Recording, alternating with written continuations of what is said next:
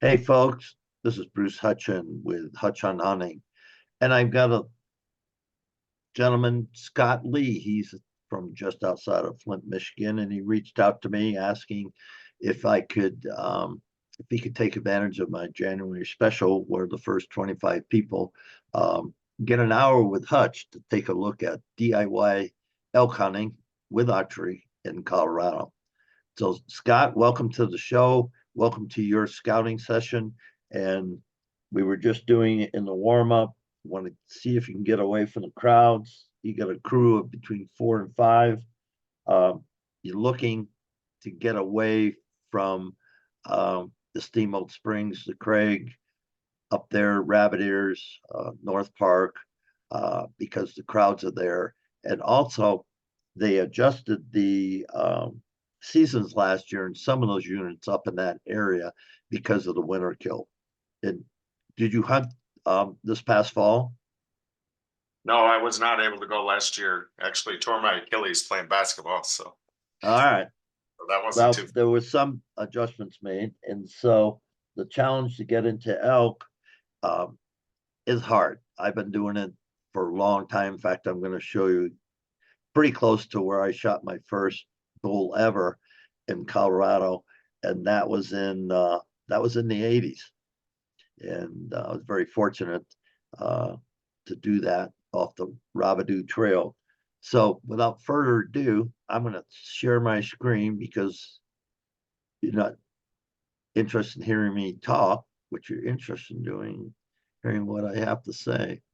So, there's Delta, Colorado up here.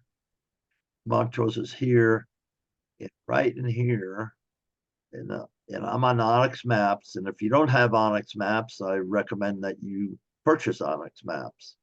Um, and you can see here you're in 62 and 61's here. 61 is a limited access area, so it takes a number of points to get in there. Have you started saving points at all? Yeah, I think I have a few. So you can see right along this highway or this road, it comes off 141.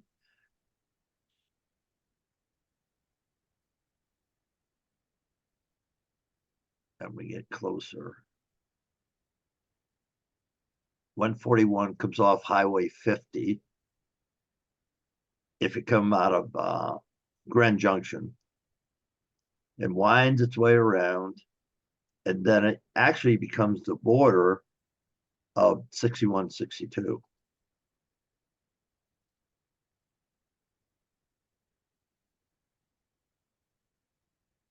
And out of Delta, you have this road right here.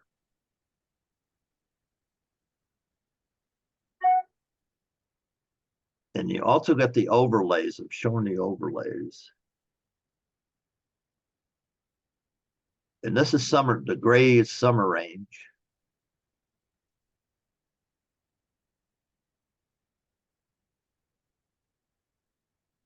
And you can see there's quite an expense. And this is up here because of the altitude, you get into dark timber and aspens. As you go drop in altitude, you're going to get into P&J, they call it, pinyon pine and juniper. Okay. And that is really tough cover, no question about it. But as you note here, why this is a popular area because the hunters can get dispersed, and all these dotted lines are trails. So there's plenty of trails to disperse the hunting, and people do get in there and spend a lot of time hunting. Um, elk, and there's a lot of elk in there. You can also see there's campsites all along. So it gives you, this is very accessible just outside of Montrose and Delta, as I showed you off Highway 50.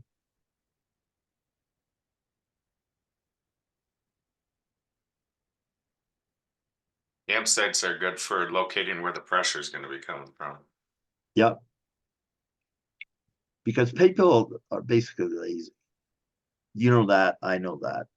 And back in the day, we didn't have to go more than a mile or so from these trailheads. If you got in more than a mile, and if you would spike out, and that's bivy sack with a jet boil, some water, some freeze dried, you could get away from people really easy. And because people have the same opportunities as we do here, showing, the proximity, showing the trails, and even with Onyx, you can get into 3D, but you can see that you have, well, these are all 1 mile square sections. So you got a lot of territory.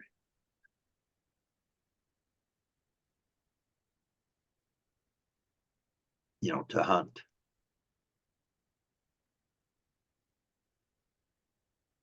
Okay, and so That's just the first, that's the first one that I wanted to, because I use Onyx maps a tremendous amount because I hunt in different country, different cities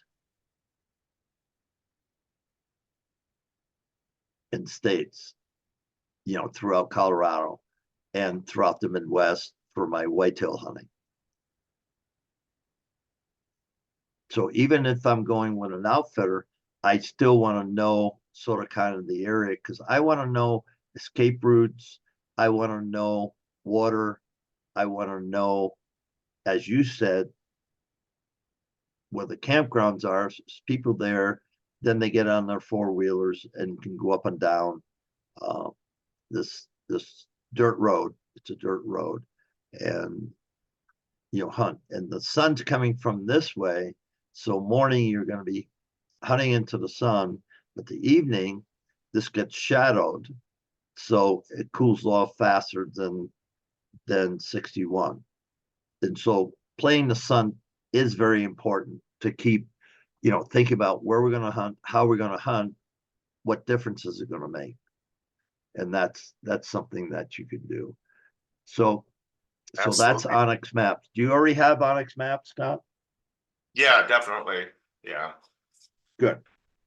Yeah, it makes a big difference these days. I mean, you used to have to try to look at carry maps and have a, black and white GPS, very hard to look at now. With your smartphone and Onyx, you can basically offline maps. And that's part of the reason probably why there is more pressure Then no now. question about it. Absolutely no question about it. I used to hunt a lot of kind of earlier season. I've never gone out like the first week, but we've tried going out a lot of times around 7th, 8th, 9th of September. And yeah, you're right. If you're in an area, especially if there's a little bit of pressure and if there's spruces on the north side of a mountain, I mean that's where they're going to be bedded to stay cool, with the warmer temperatures. But um that's another thing that I'm trying to consider this time of year. I've had some local guys tell me that, towards the end of September, um, or at least the second half, like the 20th, probably the last 10 days of September would be their preference, but kind And of I need to. play the moon. I don't want to hunt on a full moon. Why? Because the elk are during the rut, they're up anyway, but they seem to be feeding and they're more active under a full moon. So I like the new moon where there's no moon cover at all. So, and I look at that, and I've had people tell me that, you know, if you have a full moon during September, that's what helps kick off the rut. The activity starts to really peak around that time. That's unscientific because the cows determine when they're coming to estrus and when the rut starts. And that has to do with lighter day.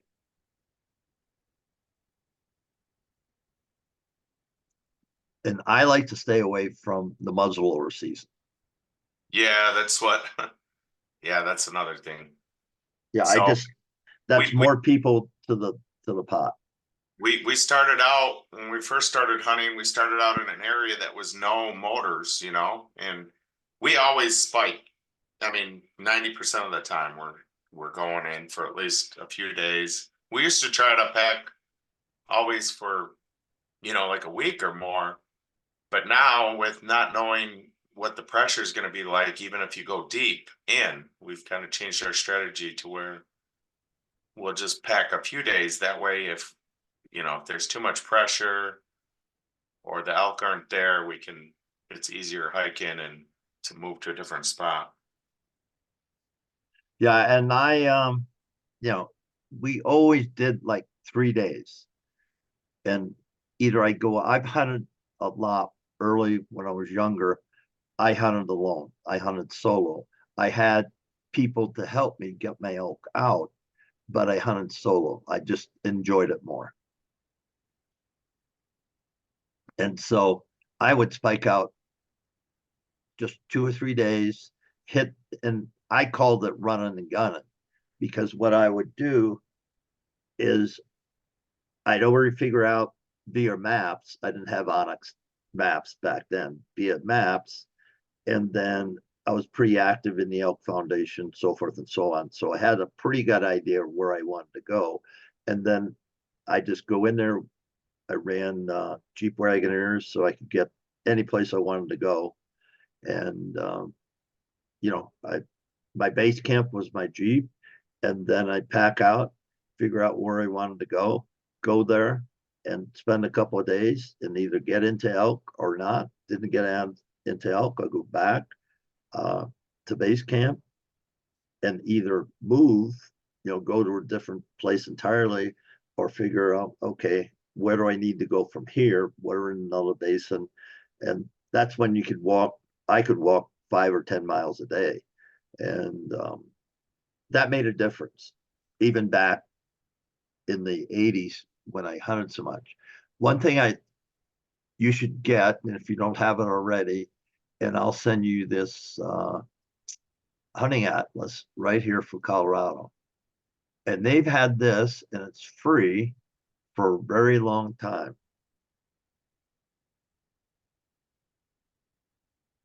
Yeah. And I'm just going to pop it up right here to you, and you're going to get it right now.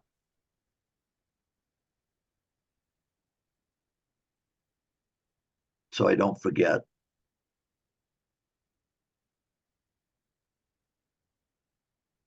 To give it to you.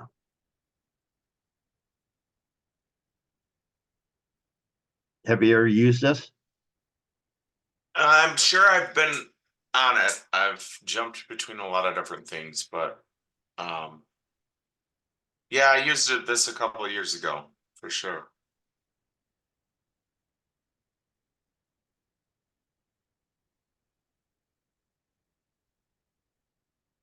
And I'm just using 62. You can see the same thing that Onyx has. And Onyx buys it from the same people that sell it to Colorado. So these are, if we look here, let me go here.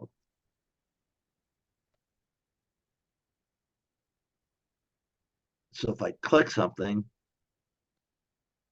and it goes away, that's the summer concentration area of the bars. Summer range is the grays, and resident population, let me see here. You can see that there's residents here, here. So most of this is all summer range, and then you have the concentration. So if I was using this is what I want to have, right? The green is Forest Service, the yellow is BLM. So you come in here, and it's the same thing you're seeing from Onyx. It's the same GIS information that they download. They package it a little bit differently, but you can get the same thing from Onyx. It doesn't have all the tricks and triggers. And I don't think it's as user friendly as Onyx, but it's still here. And you now have the link. So here's Montrose.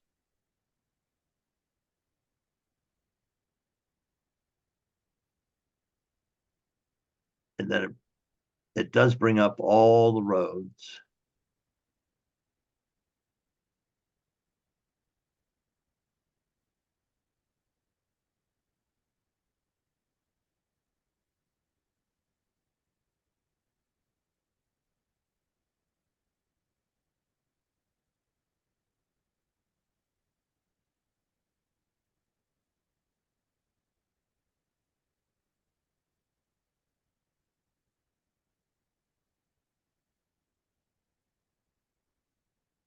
So with Onyx, you got, the trailheads and the campsites. But this is going to be, a go-to tool when you and you guys are trying to decide what area. And two, you can start looking at terrain.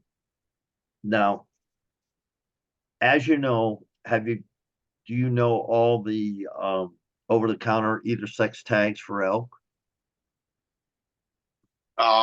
I don't right now, not offhand. Okay, but you know how to find it, right? Yep. Yep. Okay, because it's right on the I don't know if you can see it, but it's right on the regs right in there. And I'm not going to take the time to go in there right now because it's 90 some pages, but that's where it is. And I can go here.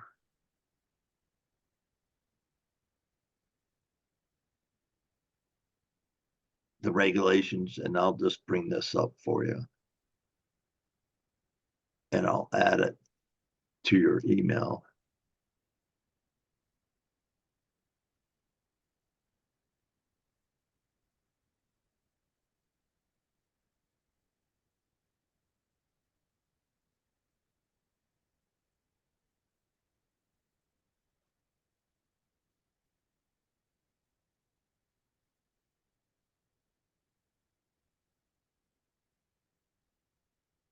So with that, it'll give you everything that you would need to know about Colorado, hunting in Colorado.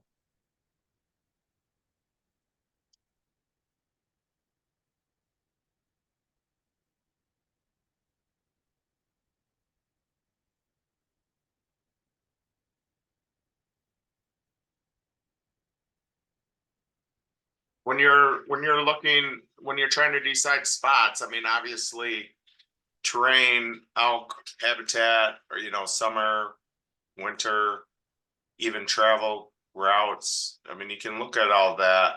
Do you ever put much weight into the kill statistics from year to year or trends in that type of data? I do, and I get that. You can get that from Eastman's, you can get it from Hunting Full, you can get it from Go Hunt, you can get it from the state, but as it isn't correlated as easy, and it is there, and that would take us 10 minutes just to figure out, okay, 62, and then you go and see how many tags they get, how many animals reported, and that information. But that is you can go right to the link I just sent you and get that information. So based on what you're saying, I'm going to switch it up now and go to Onyx Maps, go to some of my pins, because you can see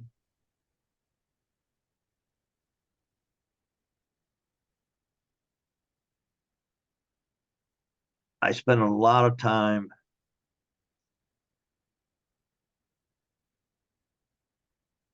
67, 66. I killed some nice elk and deer at 66, 67, because I knew it so well. And I have friends. I had a base camp at a ranch um, right here, right there. That was my base camp. It was at a guy's ranch. So when I hunted up in 54, and I don't have pins there specifically because they asked me not to put pins up there. I said, okay, fine. Because I used their horses and everything. But there's trailheads for the West Elk Wilderness. As you can see here, the trailheads are here. And if you're tough enough, the West Elk Wilderness is a great place to hunt. There's a lot of elk in there. Unfortunately, you have to draw. It's a draw area. Now we'd have to go into one of the companies, and I think Onyx Maps also has, statistics, how many points you need to draw and all that. But Right. myself, I just love hunting in the West Elk Wilderness. I love riding it. I love being up in there. I've seen cats and bears and elk and had some great hunts in the West Elks. But again, my friend said, Bruce, we're locals. You don't want to piss off the locals. So don't, for your business, don't put your pins up there. I said, okay. But I know it very well, and it's accessible. You go up Rainbow Lake and then get to the trailhead, and there you go. You're hunting, and you can, within the Rainbow Lake access, if you do get tags, you can be hunting and into elk within a couple miles. But everybody else knows it also. And unfortunately, because it is wilderness, back in the day when I was hunting it, people would take their 4 wheels in there. That's the only thing that sucked. Because I went in with horses, because my buddies had horses. So I would just take 2 horses, and right from their camp, there's a trail, and I would just follow that trail right into the West Elks. So that's 54, but you need to get points to get in there. One of my favorite in the whole state, just because I've hunted it so much, is 49. Again, that's going to take you 5 to 7 points. And I just love that. You can hunt the west side, east side, you can hunt the wilderness area down by Buffalo Peaks. And a friend of mine killed a 350 bull in there with his bow.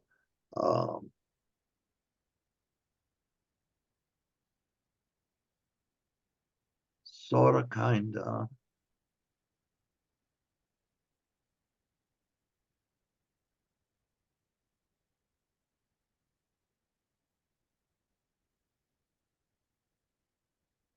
Ismail Sherman.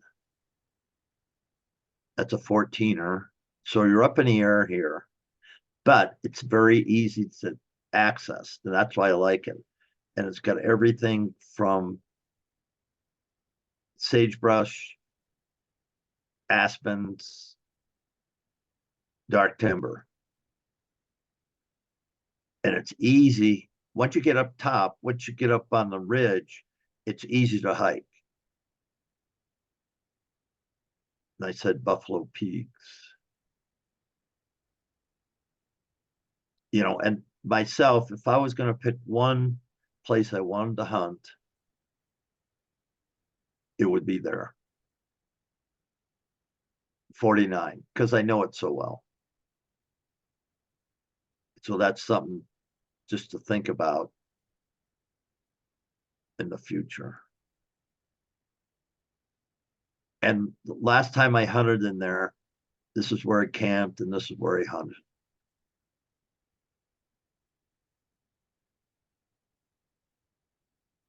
And this is the backside. This is East Buffalo Peak, 12,000 feet.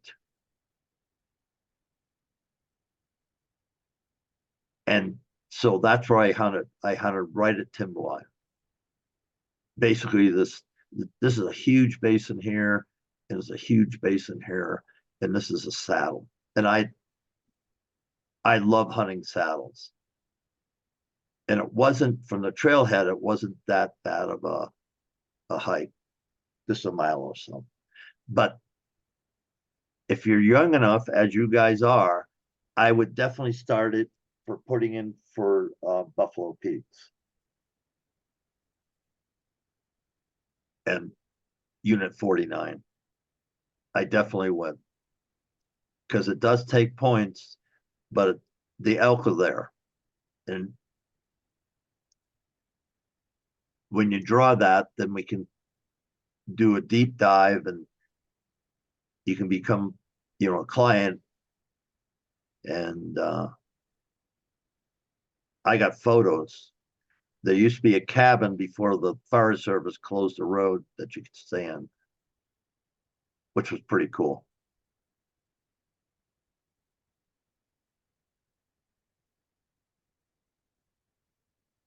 Did you ever hunt 25, 26 along the Colorado? Yeah, so if you zoom in there, where is Eagle? Because we hunted somewhere around that area. I don't know. I believe that's the flat. Flat tops. Yeah. Think this is rifle, parachute.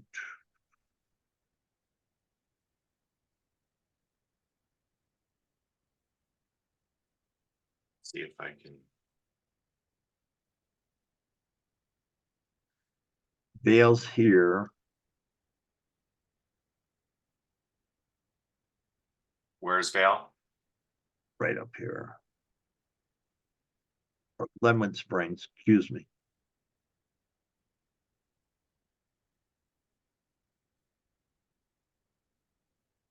So I was just probably west of there, northwest of there. Yeah, this is Glenwood Springs.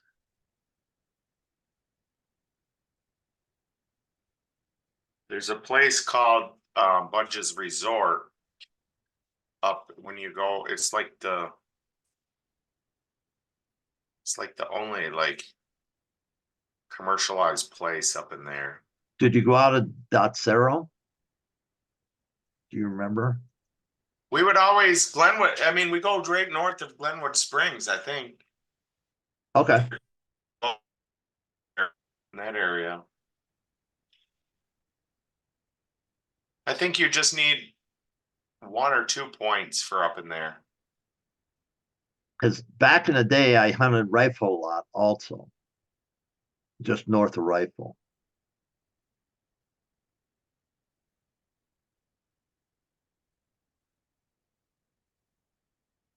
There's Rifle and Silt.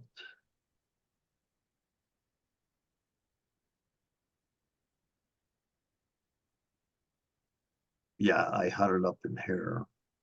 But that's 32, 31, 33 up in Yeah. that.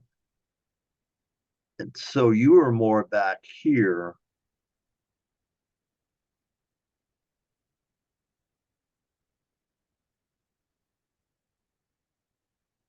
So that's 25, 34. For a number of years, I hunted 25 at what they call Red Dirt Basin. And that was good hunting in there. But we're getting off track. Because what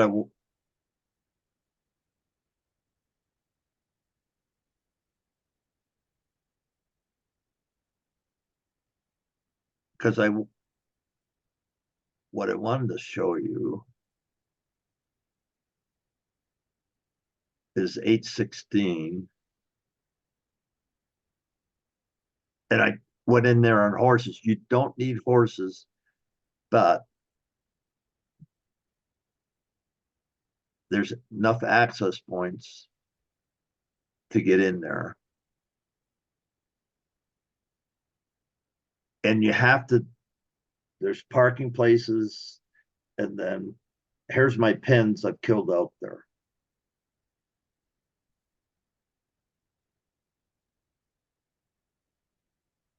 And you see all the access points. And this gets up to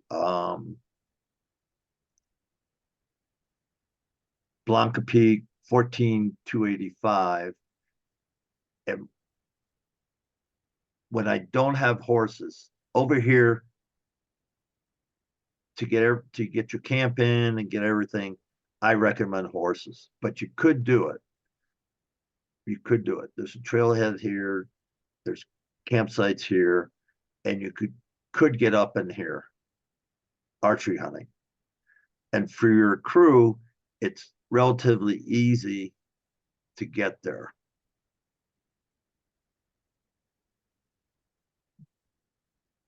I'll show you where 25 is. Here's Interstate 25. Here's Walsenburg. Here's 69. There's a cutoff road here. And so you take 69 and then you start drifting in.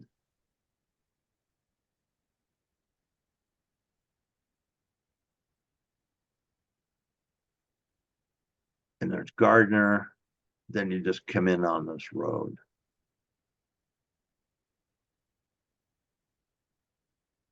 County Road 550. And based on what you said, yes, there's other people, but mostly it's locals, mostly. Because they can come out of Walsenburg, they can come out of Pueblo, and they can hunt it. And they can, it's a just a day hunt. We're only talking, especially if you know where you're going, it doesn't take that long. And they'll come out, hunt in the morning, hunt all day, and then go home at night.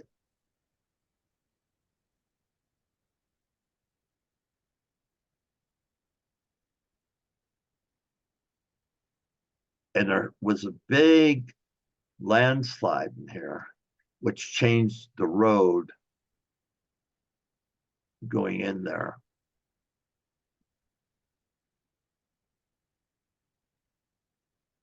So the campsite I like now, it's right here. And this is where the landslide was. The whole mountain just fell. So they had to create a new road right here. And you're in wilderness, so horseback and whatever. But you come here, you camp right here, and there is a creek there, so there's water. And then you hike back, you stay on the public ground, Martinez Reservoir, and then the place I used to sit in glass is right here. And I went in there years and years ago, just riding during the summer. And this here is a drainage ditch that takes water from off the mountain to the reservoir.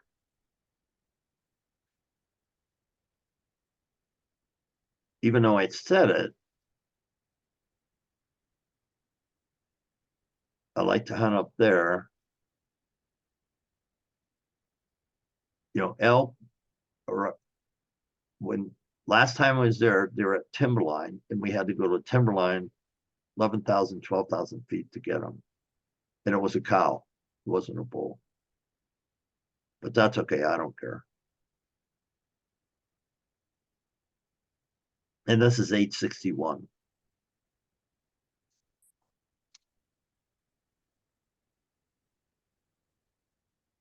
H61 is a valid unit for over-the-counter archery tags.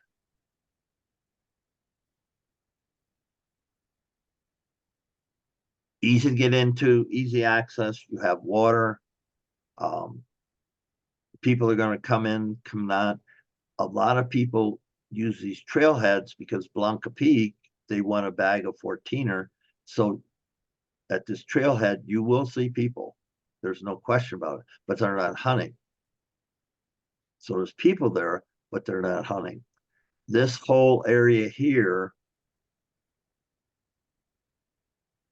you have to work to get in to it, but there's, I've never gone in there and not seen elk, either by glass or being up close in person.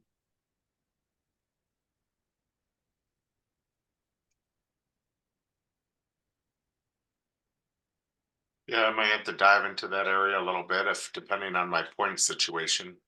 Yeah, you don't need any points here.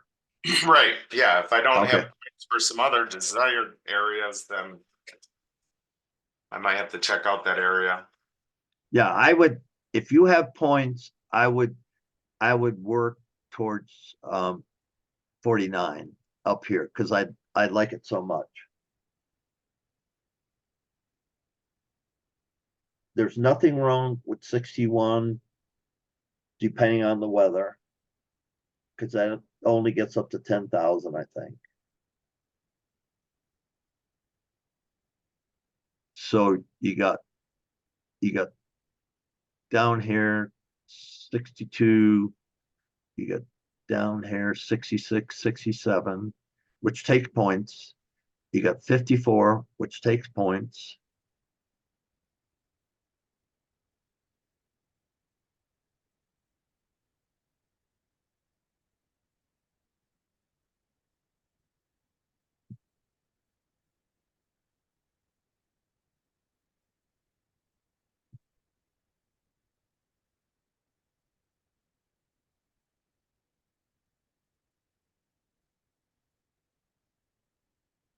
And then the Powder Horn Wilderness, all these campsites are along the river. They're along the river.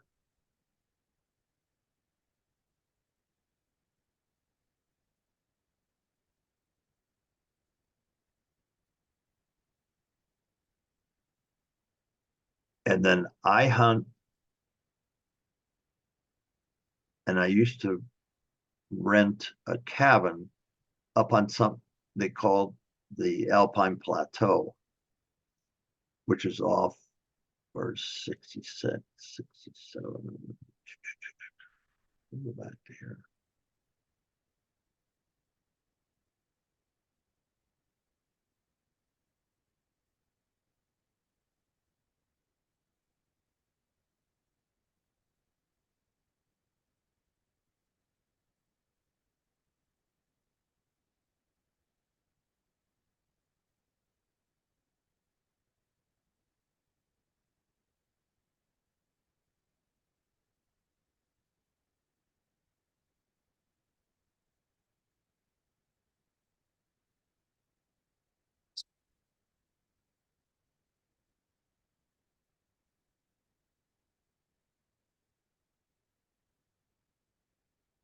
I'm doing that just to get in there. Lake Fort of the Gunnison. So in this area right here,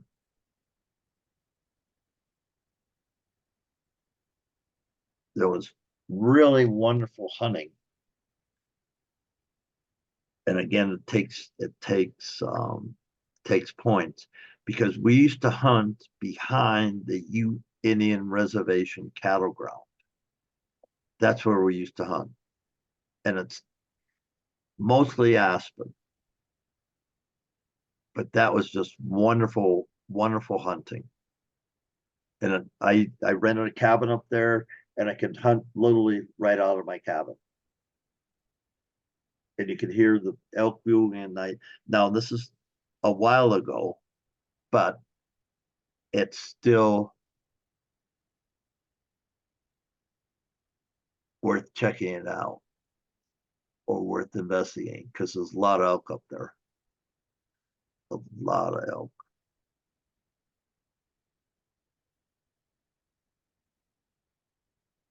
Do you have Google Earth? Yeah, I've used it before. I haven't used it in a while.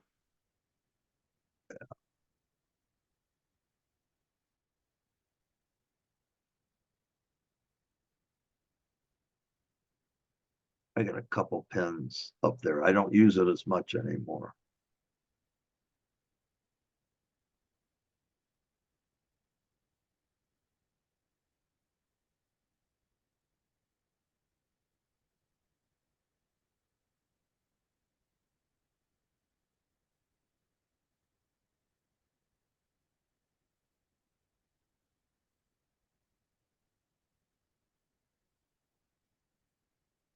And before Onyx, this is what I did. If you ever want to kill an antelope, that's a ranch. His mule deer, $10,000, $15,000, but his antelope, typically he has tags that he lets people use, come in and hunt.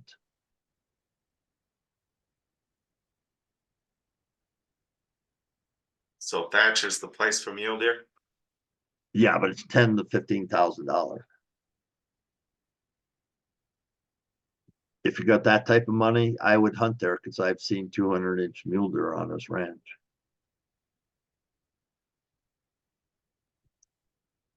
Now, this is how old this map is because Mesa Road, Divide Road, Delta.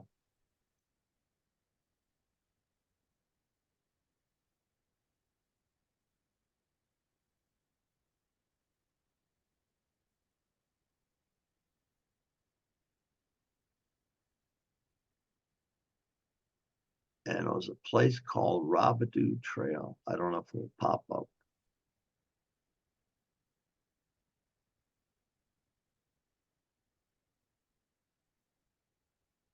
But anyway, I was going to show you where I shot my first bull.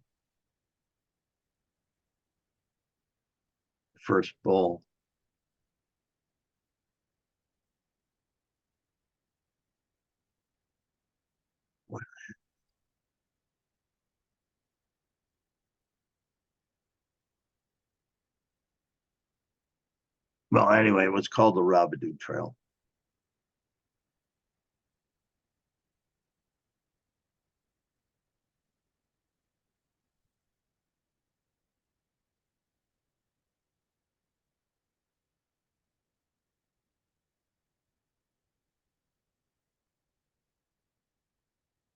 '50 and Blue Mesa. And this is the Alpine Mesa here.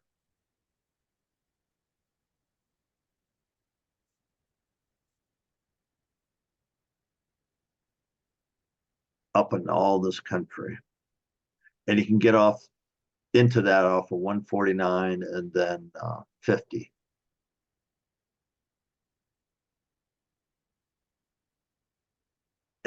Unfortunately, I had a bad experience up here because I took an old college buddy up there, invited him out. He came out, we hunted up there.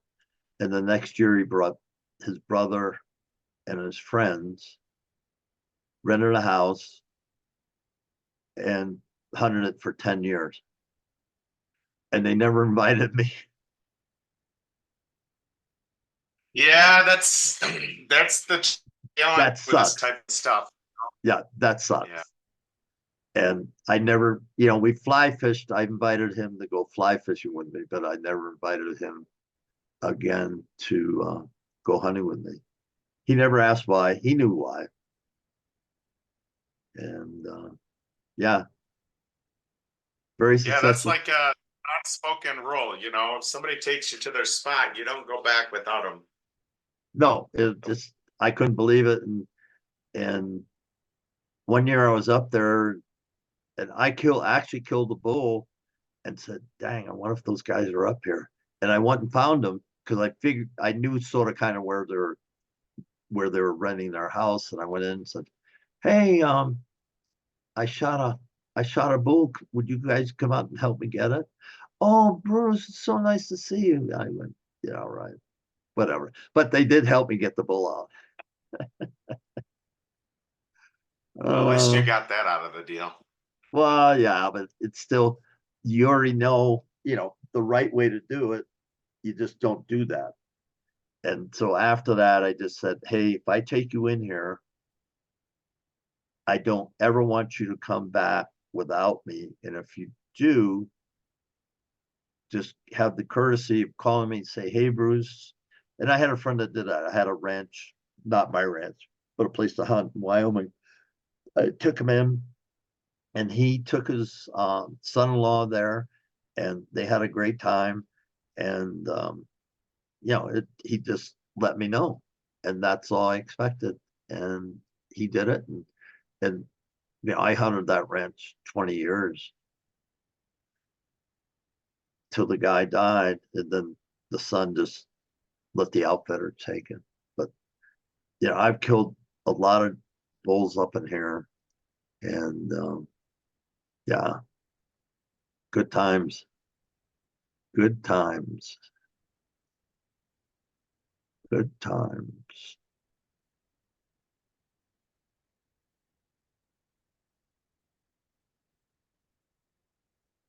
I'm trying to find.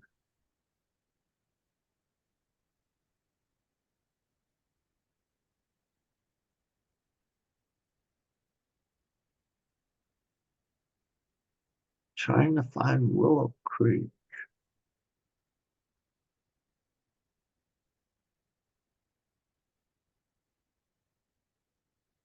Yeah, there's my buddy's house right there. So when I hunt over here, 66, 67, that's where I stay. And then the nice part about that, that's all a creek, that's Willow Creek.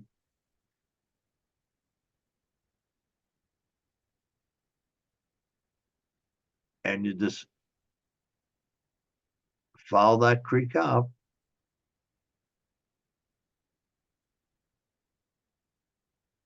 And that's 724, that takes you to Rainbow Lake. But I would hunt that if I was your age in a New York second, because it's tough. It's 12, 14,000 feet. Rainbow Lake trailhead right there. And then you actually can drive to above that. And then you can see this is all where it tops out here, South Baldy. That all this is over 11,000 feet. Timberline's 11,000, 10,000, 11,000. So you can drive right to here to this upper park. Then there's horse trails all over here. Or you can drop down into these basins back here. So and those are avalanche chutes. Those aren't ski runs. Those are avalanche chutes. But the Baldies, I love to ride the Baldies. Just Middle Baldy, South Baldy, just West Elk Peak. Yeah, that looks like interesting. It's unbelievable. And all the creeks come down, and go into the Gunnison River. Here's a road here. You can drive this. Yeah, it's just a fantastic place.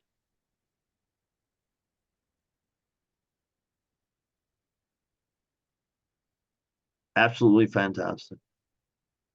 I spent a lot of time there. A lot of time. So it's 9:30. Have I helped you? Yeah, I think it's good just looking at some maps together and some areas. I Is it think worth $100? Okay, let me be very straightforward. I'm not going to ask you for $100, but was that worth $100 to somebody in Michigan to talk to somebody in Colorado who's got some pins and got some areas? yeah, definitely. And I think, for me, I didn't want to come in because I've done this many times, kind of looked at areas, and I didn't want to point our conversation towards someplace that, I was looking at. I just wanted to have a conversation in general, and explore some newer areas. So I think that gives me some food for thought. And I Good. think, So it has value. What I'm trying to validate what I'm trying to do here. oh, absolutely. And I think if you had, I mean, you can tell with your experience, if you had specific areas, or if you were looking to get in somewhere, you would have some valuable advice as well, if you wanted to dive deeper. Okay. Would you do me one favor? This is the only thing it's going to cost you. Just send me a simple, email. Bruce, thank you for taking. I took advantage of your January special and got an hour with Hutch on Hunting. And I really appreciate your time because 1, 2, 3, 4, 5. Yep. Yep. Absolutely. Yeah, and that would be good. And I'll put it up on my page. And because this is how I'll build my business. I gave away hours for free to a couple other people that took advantage of it. And I know Colorado, and I don't know if I told you I wrote over 200 big game profiles for Go Hunt, which I'll mention them in passing, but that's what I did for Colorado. And so I'll put my knowledge. I'm not a local in all these places, but my knowledge for the whole state. I've killed a few bulls and cows.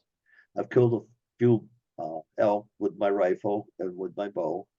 And my last hunt up in 49 is I had a 6-pointer, and he was just too small. I wouldn't shoot him, and I didn't. And I would have shot a cow. She came down in the same place later, but I just couldn't close a deal on her. But the bull, I let him walk, or I would have got one. What was it? Just 2 years ago or 3 years ago, I would have shot a bull, with my crossbow, right in 49. And if you ever draw that, hopefully you'll hire me and I can show you, where to set up, where the blinds are. There's been a blind on that saddle by South Baldy Peak that's been there probably 40 years. It's just made out of logs, but guys gun hunting. Well, and I guess that's what I was getting at too, is if you're getting close to either picking an area or drawing with points, that's where you know, that's where the real value, then, like crazy value, would come in. Because if you're from Michigan or someplace in the Midwest and you're used to whitetail hunting, or even if you've been out, successful or not, if you're going to a new area, you can spend, it's not like going to somebody's 100-acre, whitetail, cattle ranch or something, where you can figure it out pretty quick. I mean, you've got thousands of acres. You've Right. got Hundreds of roads that thousands of acres, not thousands. yeah, you've got, you've got, and it sounds simple, but it gets overwhelming really quick when you're switching between Onyx and other maps, and it just understanding how even the trails work out there and access points. Like you said, you like saddles. If there's a specific area, you've got an eye for it. So I would highly recommend this type, your services and knowledge, because that will save you a tremendous amount of time and make somebody elevate their chances. I mean, some areas over the counter, especially if you're talking archery, it's 7% success rate. So Yeah, but we don't come. I was talking to another guy. You don't come out here archery hunting unless you're one of the very, very few from out of state that are exceptional hunters and expect to get an elk. Every time I went archery hunting, living here, I expected to get into elk. I've been 15 yards away from a bull and couldn't get a shot. And that's probably happened to you. I mean, yes. it's just hard, folks. But that's the thrill of it for me. you know, and I once took a guy hunting and he didn't get it. He says, I gotta kill an elk. And he ran after the elk herd after they left. I said, stop. If you do that, you're gonna send them 5 miles to another mountain, another basin. I said, just they'll be here tomorrow. No, no. It just obviously we didn't ever hunt again, you know, together, but it was just, you know, some people just come unglued when they get in front of it. The better hunters pick their spots, pick their time, figure it out. Because believe it or not, elk are patternable just like whitetails. If they're undisturbed. Right, yeah. If they're undisturbed, you can pattern, you just get there. I can remember when I did hunt unit 2 and take 21 points now, so that's a moot point. But I hunted archery back in the 80s every other year up there. And I had a perfect setup. It was all good. I knew if I hung out this water hole, you know, for 3 days, I would get those elk because they had a pattern. And I hung a tree stand on the water hole. And it was easy because I knew what they were going to do. The elk were there, they bugle all night. And, you know, it was just a matter of time. Same thing with whitetail hunting. If you know that buck's around, you know it's just a matter of time before he comes by and you'll get a shot. Those are Yeah. my thoughts. Yeah, yeah. I mean, yeah, different strategies for different, you know, different locations and setups for sure. I mean, I've sat on water holes, but that's not my number one choice, but sometimes that's the smartest that, that's the way to get an opportunity. Right. And the wallows, when I'm talking water holes, it's basically wallows you're setting up on. And if they're cloudy and dirty, you know, he's there. And you just have to wait it out. Scott, I gotta go, but I appreciate it, and I'd appreciate if you would send to hutchonhunting@gmail.com a short recap of what you got out of this. When we get this published, I will send you a link so you can have it. You can share with your buddies, and yeah, I wish you well. Hey, thanks, Bruce. Appreciate it. We'll talk to you soon. Okay, take care, my friend.